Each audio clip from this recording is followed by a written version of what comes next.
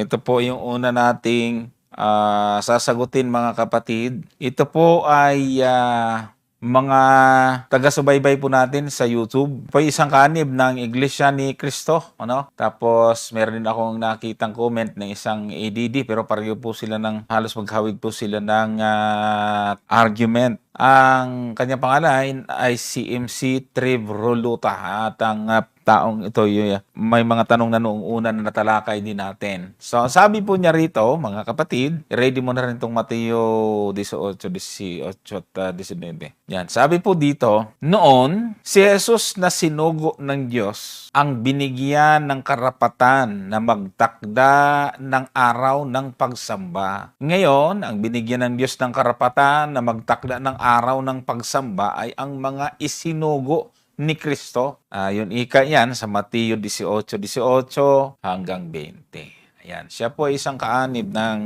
Iglesia ni Cristo at masipag siya mag-comment sa ating mga video, mga kapatid. Kaya hindi ho tayo magtataka bakit meron siyang ganitong pananaw na si Moises daw yung inutusan para magtakda ng araw ng pagsamba. Ay kasi nga po, di ba, ay hindi sila nagbabasa ng Bible, wala silang hawak na Biblia. Kaya siguro ganun yung dahilan kung bakit yun ang buong akala niya. Tapos sasabi niya, ang binigyan ng Diyos ng karapatan na magtakda ng araw ng pagsamba ay ang mga sinugo ni Kristo. Tapos may talata. So tingnan natin kung dyan ba sa talata ay nandoon ba yung diwa ng sinasabi niya, Brother Gomer. So atin babasahin po ito, tapos ay sasagutin po natin. Ito po yung talata na kanyang ibinigay. Mateo 18:18 hanggang 20. Sabi ganito, katotohanan sinasabi ko sa inyo na ang lahat ng mga bagay na inyong talian sa lupa ay tatalian sa langit. At ang lahat ng mga bagay na inyong kalagan sa lupa ay kakalagan sa langit. Muling sinasabi ko sa inyo na kung pagkasunduan ng dalawa sa inyo, sa lupa ang nauukol sa anumang bagay na kanilang hihingin ay gagawin sa kanila ng aking Ama na nasa langit. 20, sapagkat kung saan nagkakatipo ang dalawa o tatlo sa aking pangalan, ay naroon ako sa gitna nila. So ito po yung kanilang pinagbasihan na yung mga sinugo ay bahala na sila magda ng araw ng pagsamba. Kaya sa ating mga kaibigan na Iglesia ni Cristo ay meron po silang pagsamba ng Miyerkules, may Huwebes at Linggo. At yung iba naman ay may nakikita kong Biyernes. Siguro, depende po sa napagkasunduan ng lokal kung anong araw ang gusto nilang magkatipon, mga kapatid, at kung anong oras. Anyways, ay kanila pong karapatan nila yan. Yun nga lang ay titingnan natin kung yun ba'y naaayon sa banal na kasulatan, mga kapatid. Mamaya ay ipapaliwanag natin itong mga talatang ito. Pero doon muna ako sa punto na si Moises daw yung isinugo ng Diyos at binigyan ng karapatan ng araw ng pagsamba. So mga kapatid, ganito po kasi alam naman natin na ang tinutukoy niya ay yung ating pong araw na ipinapangilin, mga kapatid. Si Moises ho ba ang nagtakda nito? Ang nagtakda po ng araw ng pangilin, ng Sabat, ay hindi po si Moises. Unang-una, Diyos po ang gumawa nito. Diyos po ang nagbasbas at nagpapaging banal ng araw na ikapito. Ito po mababasa natin sa Genesis chapter 2 verses 2 to 3. At ganito po yung ating mababasa, mga kapatid. Sa Genesis chapter 2 verse 3, at nang ikapitong araw ay nayari ng Diyos ang kanyang gawang ginawa at nagpahinga ng ikapitong araw sa madlang gawa niyang ginawa. Yan. Tapos, binasbasan ng Diyos, at binasbasan ng Diyos ang ikapitong araw at kanyang ipinangilin sapagkat siyang ipinagpahinga ng Diyos sa madlang kanyang nilikha at ginawa. So, ang gumawa ho nito ay ang Diyos. At hindi po tama na sabihin natin si Moises ang nagtakda. Ganito po yan kasi, mga kapatid. Dito, sa talatang ito, ang tinutukoy ditong binasbasan, ginawang espesyal ng Diyos, ay walang iba kundi yung ikapitong araw. Ngayon, doon sa Exodus chapter 20 verses 8 hanggang 11, ay iniutos ito ng Panginoon at ito po ay nakakonekta dito sa pagkalikha. Bakit? Ganito sabi, alalahanin mo ang araw ng Sabat upang ipangilin. 6 na araw nagagawa ka at iyong gagawin ang lahat ng iyong gawain. So, dito, iniutos na ng Panginoon. Tapos, yung 6 na araw, kasi 7 araw sa isang linggo, yung 6 na araw ay gagamitin para sa mga gawain. So, yung 7 araw ang ipapangilin. Ang tawag po doon ay Sabat, ipapangilin. Ibig sabihin ay ingatan itong banal. Ngayon, yun din yung araw ng pagsamba sapagkat sa 7 araw na isang linggo, yung 6 ipagtatrabaho, naturalmente, yung ipinangingilin, yun na rin yung araw ng pagsamba. Bagaman, kahit anong araw pwedeng sumamba, pero binibigyan ito ng kaibahan sa 7 araw. Kasi yung salitang pangilin ay iingatan itong banal. Iingatan ang kabanalan nito. So makikita natin dito, yung pagkautos po dito, hindi si Moises yung nag-utos, kundi ang Diyos. Yan yung bagay na dapat po natin maintindihan ng kapatid. Kaya wag natin mapagbintangan si Moises na may sariling paraan na siya mismo. Mga kapatid, parang sinabi ng Panginoon ay bahala ka, magtakda. Ikaw na bumili. Walang ganon. Ang nag-utos po dito ay ang Diyos, mga kapatid. At alam nyo, meron pong mga non-SDA na hindi, bagaman na sila ay hindi nangingili ng Sabat, pero alam nila na yung Genesis at saka yung Exodus, mga kapatid, ay Diyos po ang nagtakda nito. Sabi po dito ng isang, ito si Dr. Walton ng Wheaton College, mga kapatid. Mayroon ako nilagay na link, nakita ko ito kanina. Ang sabi niya, the Sabbath was instituted at creation, not merely in the Mosaic law. It is a divine ordinance rooted in God's own rest. Ayan. So, yung pong mensahe po nito ng ano nito ay nandyan sa link na yan. So, ibig sabihin po, mga kapatid, ay merong mga SDA na nagpapatunay na ang Sabat ay Diyos ang nagtakda nito. At si Richard Davidson naman, sabi naman niya, Moses was the mediator, not the legislator. God himself spoke and wrote the Sabbath commandment, emphasizing its divine origin. So ayon kay Richard, mga kapatid, ay ang mediator lang po si Moises, hindi siya legislator. So, mali po, mga kapatid, ano? Tapos sa Mateo daw, ang nagtakda ay ang mga alagad. At meron akong nakita naman dito, hindi rin ito SDA, si Craig Kinner, ano? Meron po siyang meron pong isang school na tinatawag na Asbury Theological Seminary na ito isang multi-denominational at evangelical seminary, mga kapatid, doon sa Kentucky, USA.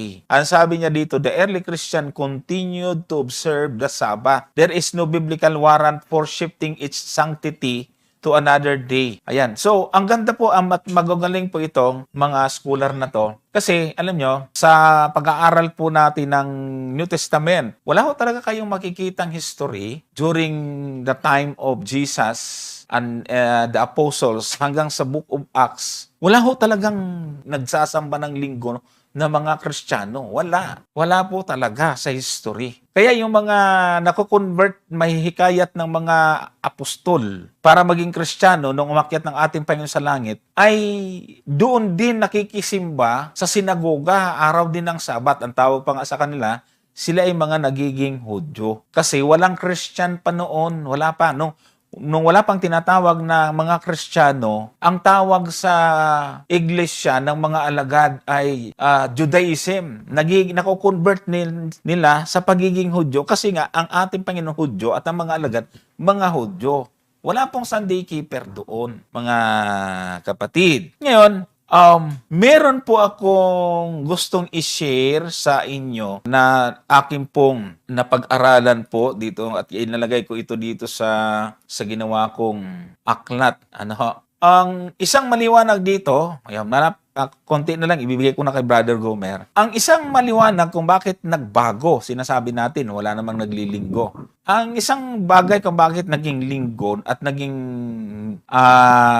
laganap ang Sunday keeping, mga kapatid, ay dahil po sa isang prophecy. Meron kasing hula sa atin, ito, tingnan niyo po. Ang sabi po sa atin sa Daniel 7, ang talata ay 25. O, tingnan niyo po ito. Ang sabi po dyan, at siguro basahin natin sa Magandang Balita Biblia. Kasi meron akong gustong ipapansin po dito. Ang sabi po dito sa Magandang Balita Biblia, magsala-salita siya laban sa kataas-taasan at pahihirapan niya ang mga hinirang ng kataas-taasang Diyos. Tatangkain niyang baguhin ang kautusan at mga takdang kapanahunan. Pansinin po ninyo yung takdang kapanahunan. Ang mga hinirang ng Diyos ay papailalim sa kanyang kapangyarihan sa loob ng 3 taon at kalahati. Meron ba diyang easy to read version? ERV? Meron ba? Kasi kung titingnan po natin sa ERV, mga kapatid, ay merong pagkakabanggit po dito sa easy to read version, ERV. Ito po, this special king. Sabi po dito, sa easy to read version, this special king will say things against God Most High, and he will hurt and kill God's special people. That king will try to change the times and laws that have already been set. That have already been set. God's holy people will be under the king's power for 3.5 years. So, ang pagkakabanggit po rito, babaguhin niya yung itinakda ng panahon. So, may nagbanasa natin kanina, ang nagtakda nito ay Diyos. So, mayroong lilitaw na kapangyarihan na yung itinakda ng Diyos, ano daw po yon? Alalahanin ang araw ng Sabat upang ipangilin. So, ito pong araw ng Sabat na ito ay yung ikapito na binasbasan doon. So, itinakda po ito ng Diyos, hindi ni Moises. Yung anong ibig sabihin po nung magsasalita siya ng laban sa kataas-taasan, mga kapatid? Ang sabi po doon sa lumang, magsasalita siya laban sa kataas-taasan. Yung ginamit na termino ng sinasabi diyang hari, na siyang maliit na sungay, yung salita po dyan na magsasalita laban sa kataas-taasan ay mela. Yung mela mula sa salitang Aramaic na po. Ang salitang ito ay hindi lang isa ang kahulugan. So, titingnan po natin. Ayan. Ito. Ipakita ko ito. Yan. So, yung meaning po ng salitang yon, decision, siya po ay magsiset, Decision, decree. Magbibigay siya ng decree, command, or utos with the focus on the communication of it. Ito po ay mula sa Dictionary of Biblical Languages. Ang definition ng mela ay word, things, word, utterance, or command. Na ano po ang ibig pong sabihin po nito, mga kapatid? Ang ibig po sabihin niya, yung itinakda ng Diyos ay papalitan niya ng utos. Okay? Decree din. Pero, decree na iba doon sa decree ng Diyos, mga kapatid. So, yung po kasing pagkakautos ng Panginoon po dito ay tatapatan o sasalungatin nitong maliit na sungay na ito. Kaya, ibig po sabihin nito, yung decision, command, sabi po dito, decision, decree, command with a focus on the communication. Doon sa binasa natin. Yung definition, ang ibig po sabihin, ayon sa mga kilalang scholar, ang term na word, salita, na ibig sabihin, decree, yung binabanggit po doon, yung decree, ay gagawin ng maliit na sungay. Na ang pagsasalitang ito ay katulad ng, yung salita din na yon ay ginamit doon sa Daniel 2:5, 3:22, talatang 28, 6:13, na ito po ay mga decree na, yung mga batas na binanggit ni Nabucodonosor. Ibig mong sabihin, merong mag-uutos bilang decree. Ano yon? Yun pong linggo. Ginawang decree ito ng isang itinuturing na hari. Ayan. At alam po ba ninyo kung sino yon? Ito po yung Catholic. Sila po ang nagbago ng utos ng linggo. So, ibig sabihin, malinaw na yung mga nagsasabi ngayon, lalo na linggo, ay hindi po yung mga alagad ang nagtakda niyan. Kaaway ng Diyos ang nagtakda niyan. Brother Gomez. Diyan sa pinag-uusapan natin na tanong, Brother Johnson, una sa lahat ay doon sa sinasabi doon sa nagtanong na si Moises ang nagtakda ay maliwanag kung mali sa sinasabi ng banal na kasulatan. Okay? Sapagkat yung mga takdang kapulungan na ginagawa ng mga Israelita noong unang panahon, ay maliwanag po yan mga kapatid na ang Diyos po ang nagtakda. Siguro basahin po natin yung Levitico, ang talata po ay 23, ang talata ay 1. At makikita po natin dyan, basahin natin hanggang 4. Levitico 23. Basahin natin mula talatang 1. Ito makikita po natin na maliwanag na ang sabi rito, at sinalita ng Panginoon kay Moises na sinasabi. So tama, yung isang komentary na nagsabi na si Moises ay legislator. Ang talagang nag-utos po niyan ay walang iba, ang nagsalita talaga niyan ay walang iba kundi ang ating Panginoong Diyos. Ano? Sa talatang 2, salitain mo sa mga anak ni Israel at sabihin mo sa kanila ang mga takdang kapistahan sa Panginoon na inyong itatanyag na mga banal na pagpupulong. So dito maliwanag na ang Diyos po ang nagtakda nitong mga araw na ito nung kanilang mga pagpupulong na gagawin or ginagawa, no? Maliwanag po yan. Na ang sabi diyan, salitain mo sa mga anak ni Israel, inutusan ng ating Panginoon ang Diyos, si Moises, na siya ang magsalita sa bayan ng Israel. Sabi niya diyan, na inyong itatanyag na mga banal na pagpupulong ay ang mga ito nga ang aking mga takdang kapistahan. Verse 3, 6 na araw na gagawa, tatapwat sa 7 araw ay Sabat na takdang kapahingahan, siyang banal na pagpupulong. Anumang gawa ay huwag ninyong gagawin isang Sabat sa Panginoon sa lahat ng inyong tahanan. Talatang 4, ito ang mga takdang kapistahan sa Panginoon ng mga banal na pagpupulong na inyong itatanyag sa takdang panahon. So napakaliwanag po nito mga kapatid na hindi pwedeng pasubalian na nagtakda nitong mga araw ng pagpupulong na ito ay walang iba kundi ang Diyos mismo. Bagamat ang iglesia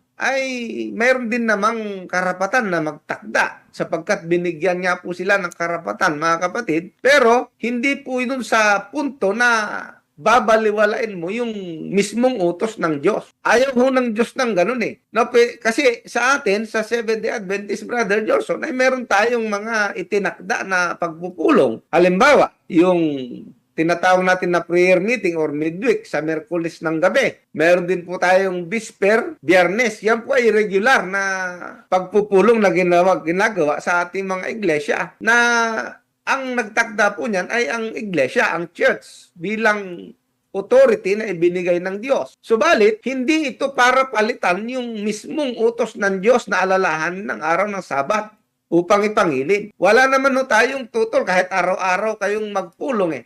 Kung gusto nyo, Linggo, Lunes, Martes, Miyerkules, Huwebes, Biyernes, magpulong kayo. Pero kung gagawin nyo itong pagpupulong na ito at sasabihin nyo, ay wala na yung Sabado, ayun ang delikado. Hindi ho yun ang kalooban ng Diyos sapagkat yung Sabat, special pong araw yan. Yan ang dapat nating maintindihan. Okay lang kahit anong araw mo gusto magpulong, pero wag na wag mong kalilimutan na yung araw ng Sabat ay alalahanin upang ipangilin. Kasi yun ang utos eh. Yun ang utos. Ngayon, kung ang gagawin mo magpupulong ka ng Huwebes, tapos sasabihin mo, ay, hindi na yung Sabado. Wala sa Biblia yan, mga kapatid. Actually, tinututulan nga ng Biblia yan eh. Na ang ipapalit mo sa utos ng Diyos, yung tradisyon na lang. Kumbaga, yung utos na lang ng tao, ang ipapalit mo sa Diyos ay ayaw ng Diyos po yan. Kasi yung iba, dahil nga may pagpupulong daw sila ng linggo, kaya binaliwala na nila yung utos ng Diyos. Ay eksaktong-eksakto yung katuparan ng sinasabi ni Isaias na binanggit din ng ating Panginoon doon sa isang talata ng Marcos, Brother Johnson. Pakinggan po ninyo sa Marcos 7. Ang talata ay 8. Ano sabi diyan sa talata na yan? Nilisan ninyo ang utos ng Diyos. Itong eksakto talaga, Brother Johnson. Bakit? Anong utos ng Diyos? Ang utos ng Diyos, alalahanin mo ang araw ng Sabat upang ipangilin. Ay dahil sa katigasan ng ulo ng mga tao, sasabihin nila, wala na yan. Pero wala namang katunayan na yun nga wala na. Hindi. Ang sabi ng Panginoon dito, nilisan ninyo ang utos ng Diyos. At inyong pinangahawakan ang salit-saling sabi ng mga tao. Ay nakita nyo ito? Ito ang maliwanag. Verse 9. Ano pa sabi? At sinabi niya sa kanila, totoong itinatakwil ninyo ang utos ng Diyos. Ay ito yung nangyayari dito sa mga taong ito, Brother Johnson.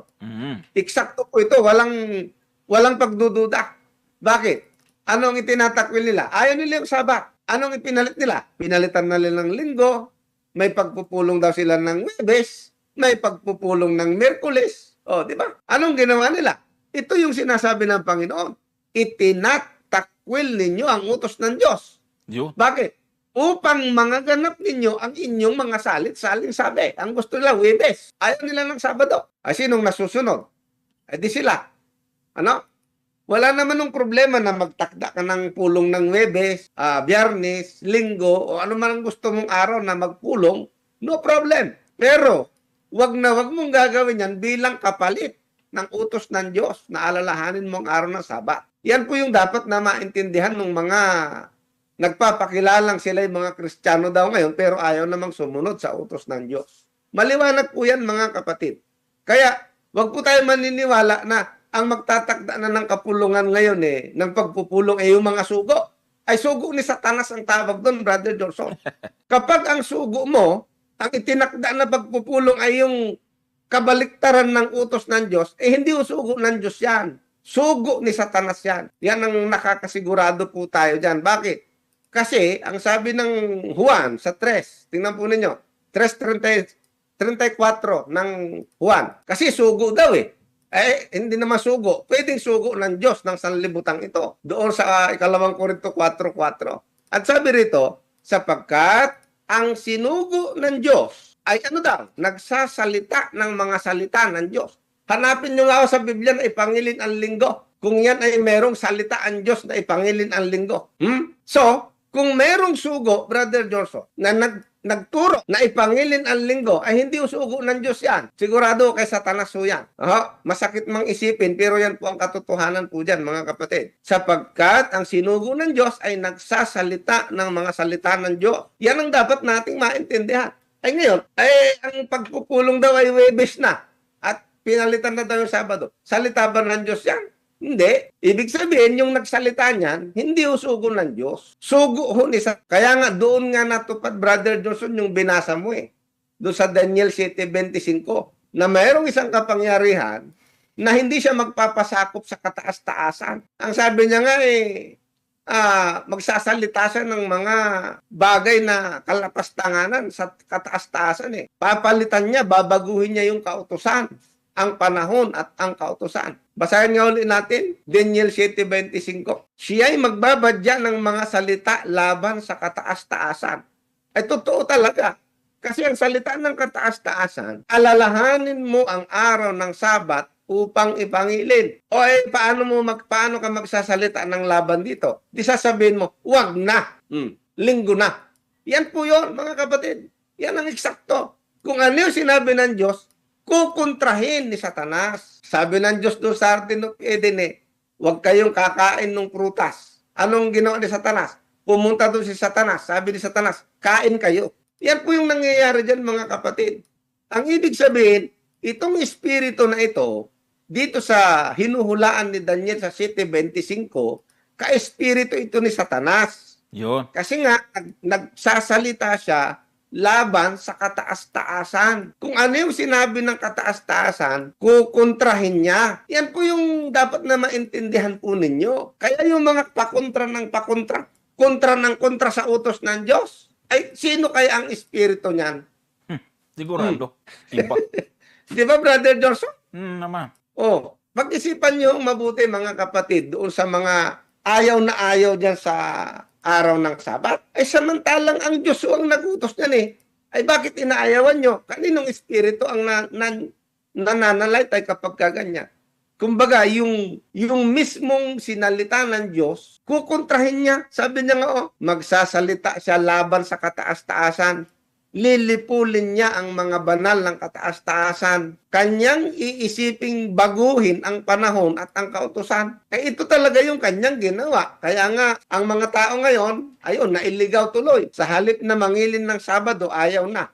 Ang gusto, Huwebes, Linggo, ayan na. Kapalit na daw yan ng Sabado at yung sugo daw nila ang nag-utos. Nako po, ay hindi ho sugo ng Diyos po yun. Kasi nga, ang sugo ng Diyos, nagsasalita ng salita ng Diyos. At wala ho sa salita ng Diyos na ipangilin mo ang linggo. Yan ang nakakatiyak tayo, Brother Johnson. Sigurado. Oo. Kaya nga doon sa doon sa Marcos 7 kanina, ano sabi? Totoong itinatakwil ninyo ang utos ng Diyos. Ay sino ho kayang tinatamaan nito, Brother Johnson? Tiyak na tiyak, hindi Seventh-day Adventist. Sigurado yan. Yan lang ho ang masasabi po natin dyan sa katanungan po na yan. Kailangan maging malinaw po yan. Ngayon, kung patitigasin nyo po yung inyong mga puso sa bagay na ito, nasa sa inyo na po yan. Wala na ho kaming sagutin, Brother Johnson. Okay. Meron akong basahin para masuportahan natin yung binasa ni Brother Gomer sa Marcos, yung tradisyon. Nilisan ng utos ng Diyos at pinanghawakan yung tradisyon or salit-saling sabi. Yung pong pinanggalingan. Kung pangingilin ng linggo ay ito po, may babasahin po tayong libro. Ito po ay tinatawag na Catholic Record. Ito po ay na-issue noong September 17, 1833. Ayan, nakasalin na po ito sa Tagalog. Sabi po dito, ang linggo ay natatag hindi dahil sa kautusan, kundi dahil sa tradisyon at institusyong Katolika. Ayan, nilisan nga. Kaya natamaan tuloy itong nagtanong na ito. Sabi pa dito, ang linggo ay tanda ng aming otoridad. Ang iglesia ay mas mataas kaysa Biblia at ang paglilipat na ito ng Sabat ay katibayan ng kautusang yaon. So, ayan po mga kapatid. Kaya nga binanggit ko kanina na kung lalaliman natin yung pag-aaral natin doon sa Aramaic na Mela, yung pong magsasalita, magsiset ng time na ang Diyos ang nag-set ng time na yon ay milang ibig po sabihin nag-decree siya ng panibagong nagtakda siya ng panibagong araw na hindi itinakda ng Diyos. Ano ba yung laganap ngayon na araw? Di ba yung linggo? Ngayon, ang gagandahan kasi may supportang referensya tayo. Ito, wala daw yan sa Biblia eh. Yan po ay gawa ng Catholic. So, paano? Maliwanag naman yan, Brother Johnson. At kumbaga, in fairness naman sa ating mga kaibigang Katoliko, hindi naman nila itinatanggi yan eh. Kaya nga na madali nating nahanap eh. Kasi nga, unang-una sa lahat, nakabalandar naman yan sa mga simbahan eh. Naman. Punta ho kayo sa mga simbahan at yan po ay halos ng simbahan po ay meron nung nakapaskil na 10 utos eh. Ay ang problema, kapag binasa nyo yung 10 utos na nakalagay dyan sa mga simbahan, hindi nyo makikita yung eksakto na yan doon sa nakasulat sa Biblia. Ay hindi ho ba kayo magtataka kung bakit ganon? Bakit ang nakalagay doon eh? Alalaha, mangilin ka kung linggo at pistang pangilin. Ay bakit yun ang nakalagay, Brother Johnson? Ay ito yung sagot, ito yung binabasa mo. Kasi nga, inaangkin naman nila na binago nila. Di ba? Ay sige, sa mga nakikinig po dito mga kapatid na hindi Katoliko o Katoliko man.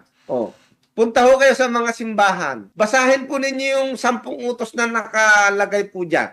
At hanapin nyo po yung version ng 10 utos na yan dyan sa Biblia kung makikita po ninyo. Nakalagay mangilin ka kung linggo at pistang pangilin. Babangon, magsasalita ng laban sa kataas-taasan, magdideklara siya, magtatakda siya. Ayan ang ibig sabihin eh. Tapos, babaguhin niya yung kautusan. Tama nga naman kasi ang nakalagay sa kautusan, alalahanin mo ang araw ng Sabat upang ipangilin. Ay, anong nangyari?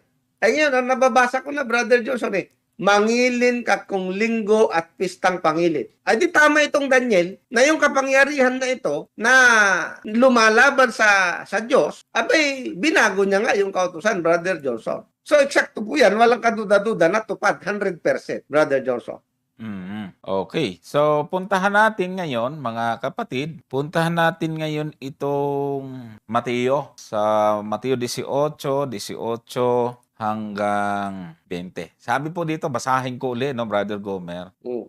So, sabi po dito, katotohanan sinasabi ko sa inyo na ang lahat ng mga bagay na inyong talian sa lupa ay tatalian sa langit at ang lahat ng mga bagay na inyong kalagan sa lupa ay kakalagan sa langit. So dito po muna sa verse 18 mga kapatid, ano po ang ibig sabihin dito? Yung binding, loosing. So tinutukoy po dito mga kapatid ay yung authority na ibinigay sa iglesia. Pag sinabi natin iglesia, hindi iglesia ni Cristo, ano?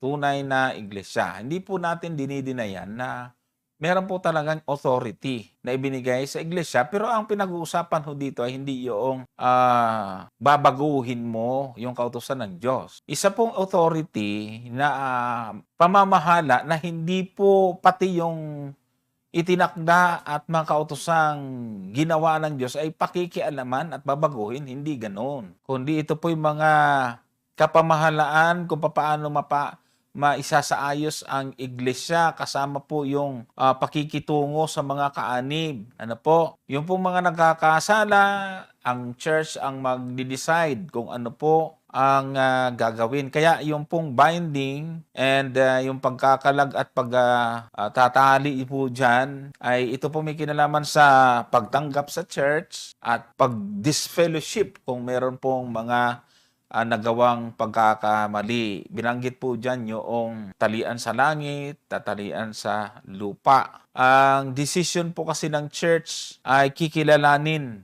Dahil nga binigyan sila ng authority ng Panginoon, kaya yan po ang termino na ginamit po dyan mga kapatid. Yung mga leader ng church ay humahawak sa desisyon na may kinalaman para sa kaayusan ng iglesia. Wala po dito yung pakikialaman mo yung church. Kaya yung utos na Diyos ang nagtakda. Kaya nga sa umpisa kanina ay nilinaw ko dahil nga ang decree o yung pagkakautos ng Diyos ay nilabanan ng maliit na sungay. Ganun din yung command niya, pero pinalit niya doon sa panahon na Diyos ang nagtakda, ipinalit niya yon. Kaya mas madali tayong kuha ng kakampi dahil nga meron pong church na nag-publish ng kanila pong libro at sinasabing sila ang may kagagawan niyan. So, yan po yung nasa talatang 18. Brother Gomer. Tama, Brother Johnson. Actually, talaga namang ginagawa yan, yung loosing and binding. Church discipline nga kasi yan, Brother Johnson eh. Based do sa authority na ibinigay ng ating Panginoon sa kanila. Pero, not necessarily na lalabanan mo yung utos ng Diyos. Hindi po yun ang kahulugan po niyan. Katulad nung interpretation ng anong nagtanong na mayroon daw karapatan na magtakda ng kapulungan yung church. Which is hindi naman tayo tumututol kasi pwede naman talaga silang magtakda. Ang problema lang nila, pinakialaman naman nila yung utos ng Diyos. Ayaw na nilang sundin kasi nga ang susunod na lang nila yung itinakda na lang ng sugo daw nila. Ay hindi naman yung kahulugan ng Mateo 18:18. Ang pinag-uusapan po dyan ay yung otoridad na ibinigay sa iglesia upang magpalaganap ng disiplina sa loob ng iglesia. Ang ibig sabihin, kasi nga hindi maiwasan, Brother Johnson, na mayroong mga kaanib na pasaway.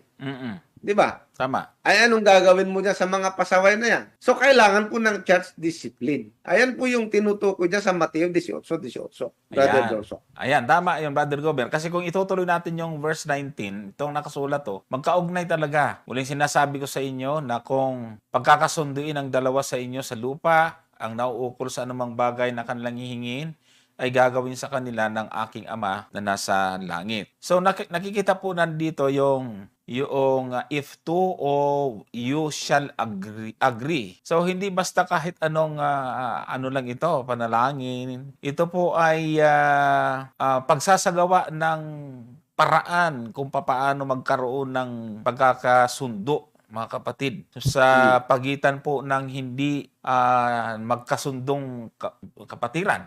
Yan.